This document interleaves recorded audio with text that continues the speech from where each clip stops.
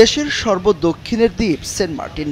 এবছর দ্বীপটিতে যেতে টেকনাফ থেকে নয়, জাহাজ চলাচল করে কক্সবাজার থেকে। কক্সবাজার থেকে সমুদ্রপথে ৬ ঘন্টার জাহাজ যাত্রা করে যেতে হয়েছে দ্বীপটিতে। সাগরের স্বচ্ছ নীল জলরাশি আর অপরূপ সৌন্দর্যে মুগ্ধ হয়ে প্রতিবছর হাজার হাজার ভ্রমণ পিপাসুরা যান এখানে ঘুরতে।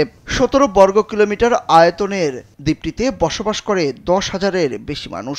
সাধারণত প্রতি বছর ১ অক্টোবর থেকে ৩১ মার্চ পর্যন্ত পর্যটক যাতায়াত করে থাকেন সেন্ট মার্টিনে, কিন্তু এবছর সেই সুযোগ পাননি ভ্রমণ পিপাসুরা। এবার দ্বীপটিতে পর্যটক যাতায়াত শুরু হয় ১ ডিসেম্বর থেকে, যা ৩১ জানুয়ারি বন্ধ হয়ে যাচ্ছে।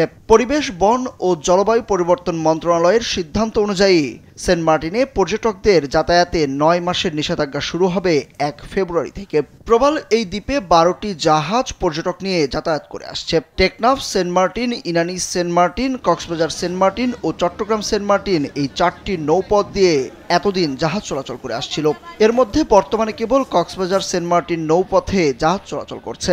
টেকনাফ থেকে নাফ নদী হয়ে সেন্ট মার্টিনে যাতায়াত করতেন অধিকাংশ পর্যটক। তবে মিয়ানমারের রাখাইনের সংঘাতময় পরিস্থিতির কারণে নৌপথটিতে জাহাজ চলাচল বন্ধ করে দেওয়া হয়।